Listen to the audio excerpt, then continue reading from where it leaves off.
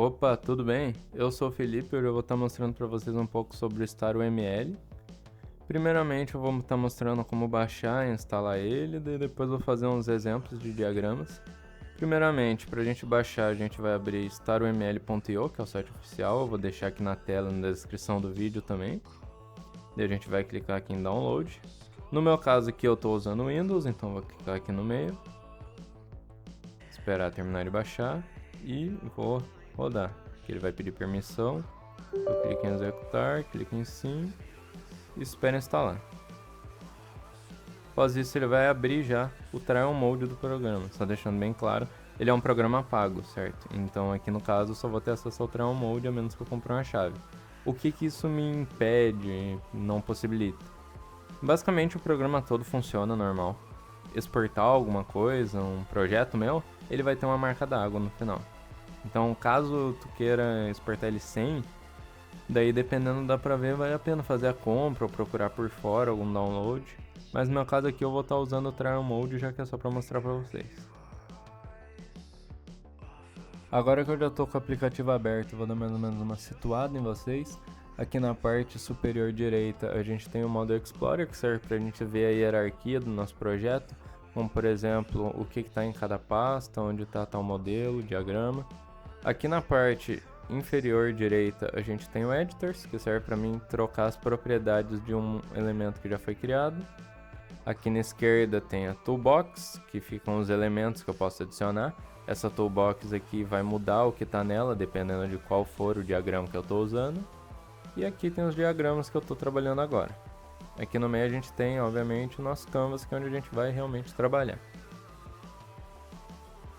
Agora que eu já estou com o meu aplicativo aberto, eu vou começar mostrando o diagrama de caso de uso, que também vai ter uma inclusão. Então, primeiramente, para eu poder criar o meu modelo, meu diagrama, eu vou vir aqui no meu projeto que está sem nome. E já que eu deletei o meu modelo, eu vou vir aqui e clicar em Model. Mas o de você já vai estar com o Model 1 já. Depois eu venho em Model e clico aqui em Add Diagram, que nem dá pra ver aqui, ele suporta diagrama de classe, atividade, caso de uso, sequência, suporta todos da UML 2.0. Então vou clicar aqui em Use Case Diagram, e aqui a minha toolbox mudou, que nem eu tinha dito antes. Então aqui estão só o que eu consigo usar na parte de caso de uso. Eu vou criar aqui um ator, com o nome, por exemplo, de bibliotecário. E por aqui no Editor eu consigo alterar tudo dele, consigo mexer na visibilidade, mexer na documentação. Eu vou criar um caso de uso.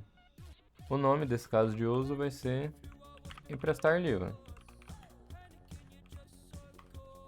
E agora eu vou conectar meu bibliotecário, seleciono ele, clico em Association.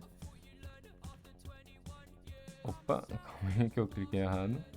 Eu crio ele e daí conecto no bibliotecário. Prontinho. E esse emprestar livro aqui, quando o bibliotecário emprestar um livro para alguém, ele vai ter que verificar o cadastro. Então eu vou criar mais um caso de uso aqui, colocar o nome, por exemplo, de validar o usuário. Isso, claro, vai depender muito do que ele foi passado como problema para resolver ou atividade para fazer. No caso aqui eu vou criar como exemplo validar o usuário. Daí eu vou clicar aqui em Include, vou do emprestar livro para o validar o usuário. E prontinho, esse daqui é um exemplo de inclusão. Ou seja, sempre que acontece o emprestar livro, ele também vai validar o usuário. Agora eu vou aproveitar que a gente está mexendo com essa parte de bibliotecário e vou mostrar para vocês como criar um diagrama de classe, certo? Eu vou vir aqui no meu modelo novamente, venho em Add Diagram e clico em Class Diagram. Aqui meu toolbox mudou novamente, então eu venho aqui na classe, que eu quero adicionar uma classe, e adiciono, por exemplo, a classe livro. E para mim poder colocar meus métodos e atributos aqui, os atributos realmente têm o nome de atributo no meu add aqui, então vou colocar, por exemplo, o atributo título, vai ser um string, e o atributo autor, certo? Que vai ser uma string também. A diferença é que eu não quero que as pessoas saibam qual que é o autor do meu livro, então eu posso vir aqui no Invisibility e deixo Private. E daí eu venho aqui em Add, e agora eu vou colocar os métodos. Eu venho aqui em Operation e consigo alterar por aqui. Por exemplo, reservar e devolver. Prontinho, temos a nossa classe livre. Vou pegar o embalo aqui dessa classe livre e vou mostrar para vocês multiplicidade. Vou criar uma segunda classe aqui. Pode ter o nome de exemplar. Por exemplo, um livro tem vários exemplares. Então, eu não vou colocar nada aqui por enquanto, porque é só para exemplo. Eu vou vir aqui em associação e vou só desselecionar o exemplar. Eu vou associar livro a exemplar. O nome, acho que pode ser possui mesmo. E daí, se eu quiser mudar a multiplicidade na parte daqui, que é a parte de livro, eu vou colocar 1, pois um exemplar é possuído por um livro, e um livro pode possuir vários exemplares. Então, asterisco. Pode possuir vários.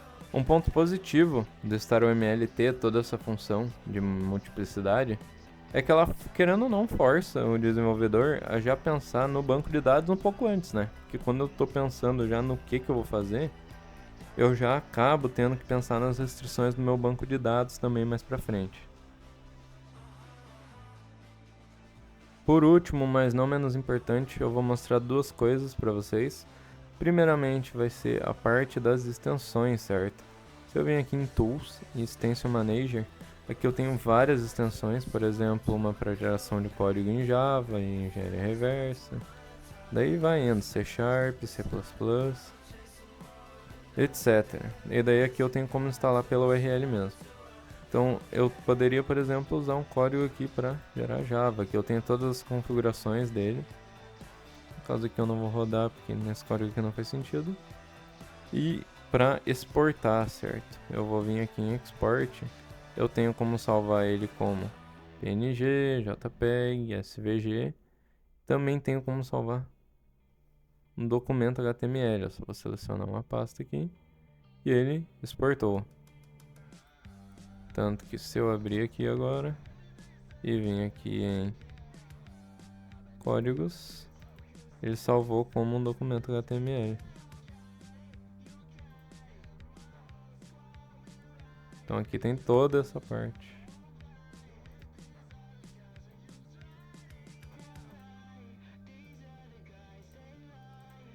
Por último, mas não menos importante, eu vou mostrar duas coisas para vocês. Primeiramente, se eu vim aqui em Tools e vim em Extension Manager, tem várias extensões da hora aqui. Tem algumas para geração de código, como por exemplo essa que gera para o Java, C#, etc. Tem como instalar por um link também. Daí para mim poder configurar ela, eu venho aqui em Tools, venho aqui em Java e tem aqui para gerar e para reverter o código. E daí aqui em Configure, eu tenho tudo para mudar dela.